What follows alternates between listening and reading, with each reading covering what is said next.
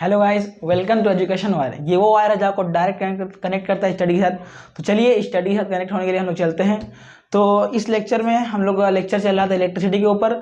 इससे पहले लेक्चर्स में हम लोगों ने चार्ज के बारे में पढ़ा, इलेक्ट्रिसिटी के बारे में कुछ पढ़ा। तो अगर आपने उस लेक्चर को नहीं देखा तो उस लेक्चर को देख लीजिए। इस लेक्चर में हम लोग बेसिकली बात करेंगे कूलम्स लॉ के बारे में, क्या होता है कूलम्स लॉ। तो आइए चलिए देखते हैं हम लोग। तो आइए देखते हैं क्या होता है कूलम्स लॉ। तो कूलम्स लॉ पहला पॉइंट ये आता है कि कूलम्स लॉ दिया किसने था।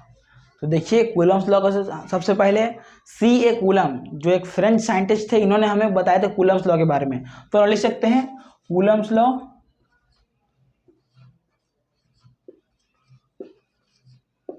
Law is given by a French scientist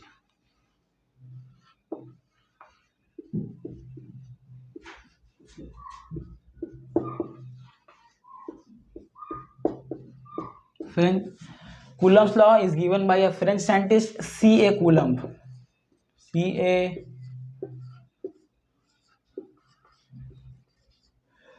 तो कूलम्स लॉ को सबसे पहले एक फ्रेंच साइंटिस्ट C.A. कूलम ने हमें दिया था। तो इस लॉ में हमें बताया गया कि चार्ज किस तरह, दो चार्ज को अगर हम लोग किसी दूरी पर रखेंगे तो किस तरह एक दूसरे रिपेल करेंगे, कब अट्रैक्ट करेंगे, इसके बारे में हमने कुछ बताया था कूलम्स लॉ में। तो हम लोग आइए वही देखते हैं कि उसने क्या बताया था। उसके बताने से पहले हम लोग पहले कुछ चीज़ों को कंसीडर करते हैं। पहले हम लोग मान लेते हैं फोर्स को हम लोग F से डिनोट करेंगे, ठीक है। और चार्ज को हम लोग Q से डिनोट करेंगे। और डिस्टेंस बिटवीन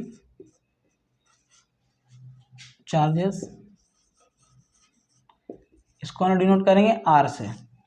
तो जब हम लोग फोर्स को F से डिनोट करेंगे, चार्ज को Q से और डिस्टेंस को R से डिनोट करेंगे, तो दो चार्जों के बीच में रिलेशन कुछ इस तरह बनेगा कि अगर हम एक चार्ज को लेते हैं Q1, अगर हम एक चार्ज लिए Q1 और एक चार्ज लिए Q2, और इन दोनों के बीच में कुछ दूरी है जिसको हम डिनोट करेंगे R से। तो इसी चीज को हमें कूलम्स ने बताया था कि अगर हम दो चार्ज लें उनके बीच की दूरी को R रखें तो इनके दरमियान कुछ एक रिलेशन बनता है। तो वो रिलेशन किस तरह होगा, तो आइए देखते हैं। पहले आप इसको स्क्रीनशॉट ले सकते हैं, अगर आपको स्क्रीनशॉट लेना ले सकते हैं। तो आइए दोस्तों, आप लोगों ने अभी तक स्क्रीनशॉट ले लिया होगा। तो आइए लोग आगे कार्रवाई को बढ़ाते हैं। तो आगे कार्रवाई क्या करना है, हम लोग फोर्स को F मान चुके हैं, चार्ज को Q मान चुके हैं और बोलिए डिस्टेंस को R मान चुके हैं। तो आइए हम लोग वहाँ पे कंसीडर किए थे एक दो चार्ज को और बीच में डिस्टेंस को R मान था, इसको यहाँ पर लाते हैं। तो एक चार्ज हमारा था Q1, एक चार्ज हम लिए थे Q2, ठीक है। और इन दोनों डिस्टेंस क्या लिए थे हम लोग, R लिए थे। तो कूलम्स भाई साहब ने हमें बताया था कि इन दोनों के बीच में रिलेशन क्या होगा। तो देखिए रिलेशन कुछ इस तरह होगा कि जो फोर्स जो होगा ना वो डायरेक्टली प्रोपोर्शनल होगा। फोर्स जो होगा वो डायरेक्टली प्रोपोर्शनल होगा दोनों चार्ज के मल्टीपल के। फोर्स जो होगा वो दोनों चार्जों के मल्टीपल के डायरेक्टली प्रोपोर्शनल होगा। इसका मतलब जानते हैं आप, प्रोपोर्शनल होता है। तो अगर हम लोग फोर्स बढ़ाएंगे तो दोनों चार्जों के बीच में फोर्स भी बढ़ेगा। अगर हम इधर फोर्स बढ़ाते हैं दोनों चार्ज एक दूसरे को ज़्यादा कस के खींचेगा। और एक और रिलेशन हमें बताया था कूलम्स भाई साहब ने कि फोर्स जो होगा वो डिस्टेंस के बिटवीन टू चार्जेस के R² होगा। जो डिस्टेंस जो होगा अगर फोर्स डायरेक्टली इन्वर्सली प्रोपोर्शनल होगा 1/R², यानी R² जो डिस्टेंस है दोनों के बीच में, अगर हम लोग फोर्स को बढ़ाएंगे तो डिस्टेंस घटेगा। तो ये बात सही है। अगर हम डिस्टेंस को कम करते हैं तो दोनों चार्ज एक दूसरे को ज़्यादा कस के खींचेगा। तो अब तक आपको यही समझ में आ रहा होगा कि अगर हम लोग पहला उन्होंने रिलेशन बताया कि अगर फोर्स डायरेक्टली प्रोपोर्शनल है Q1 Q2 के और फोर्स इन्वर्सली प्रोपोर्शनल होगा 1/R² के। अगर हम लोग फोर्स को घटाएंगे तो डिस्टेंस बढ़ेगा। इसकी तरह बात आप उसको सोच सकते हैं। अगर हम लोग चार्ज को दूर करेंगे तो क्या होगा, दोनों के बीच में खींचने की सलाहियत भी कम होते जाएगा। और हम लोग एक दूसरे को करीब लाएंगे तो एक दूसरे को ज़्यादा ताकत से खींचेगा चार्ज, ठीक है। ये क्लियर है। तो अब देखिए इसको लोग कंबाइन करते हैं। तो आइए लिखते हैं कंबाइंड। तो इसको हम कंबाइन करेंगे तो दो फोर्स है तो एक हो जाएगा यहाँ पर, और प्रोपोर्शनल रहेगा ऐसे ही। और ये Q1 Q2 किस तरह हो जाएगा, Q1 Q2 by r square. कुछ इस तरह का रिलेशन बनेगा, दोनों दोनों कंबाइन करते हैं तो कुछ इस तरह रिलेशन बनता है कि force directly proportional Q1 Q2 और force inversely proportional r square. यहाँ तक क्लियर है? तो आप लोग इसको उतार सकते हैं, अगर उतारना है तो उतार सकते हैं, स्क्रीनशॉट ले सकते हैं। तो उम्मीद है आपने इसे नोट कर लिया हो। तो हम लोग आगे कार्रवाई को बढ़ाते हैं। इसको ना आप लोग अगर 9 में पढ़े होंगे तो हम लोग इन प्रोपोर्शनल साइन जब भी हम लोग हटाते हैं तो एक कांस्टेंट आता है। तो इस केस में कांस्टेंट क्या आएगा, देखते हैं हम लोग। इसको हम यहाँ लिखते हैं, जगह बचा नहीं है, आइए यहाँ लिखते हैं।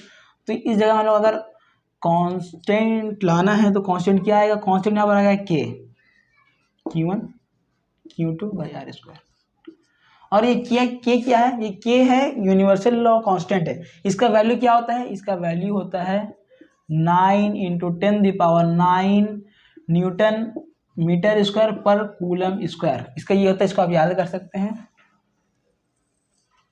तो अभी तक का सिंपल कार्रवाई हम लोग चला है कि कूलम भाई साहब ने हमें दो रिलेशन बताया था चार्जेस और फोर्स के बीच में, कि फोर्स जो होता है डायरेक्टली प्रोपोर्शनल होता है Q1 Q2 के, और फोर्स जो इनवर्सली प्रोपोर्शनल होता है दो चार्जों के बीच के डिस्टेंस के, डिस्टेंस के स्क्वायर के होता है, ठीक है। और जब हम लोग दोनों रिलेशन को कंबाइंड करते हैं तो हमें एक और रिलेशन मिलता है कि force directly proportional Q1 Q2 by r square. और जब हम लोग इस प्रोपोर्शनल के साइन को हटाते हैं तो एक कांस्टेंट आता है के, और के का वैल्यू क्या होता है 9 × 10⁹ न्यूटन मीटर स्क्वायर पर कूलम स्क्वायर। और ये जो लॉ है यही लॉ को हमें हमारे कूलम भाई साहब ने बताया था। और इसका एक और इसी लॉ का हम लोग एक और नाम है जिसको हम लोग बोलते हैं, इसी को इनवर्स, इसी का एक और नाम है इनवर्स स्क्वायर लॉ।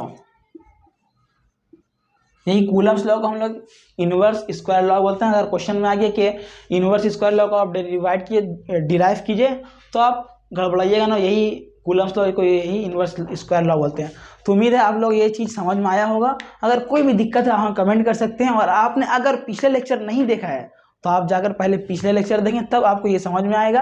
और अगर आपने सब्सक्राइब नहीं हो तो हमारे चैनल को सब्सक्राइब कर दें, लाइक कर दें। तब तक के लिए हमारे वीडियो को वॉच करने थैंक यू।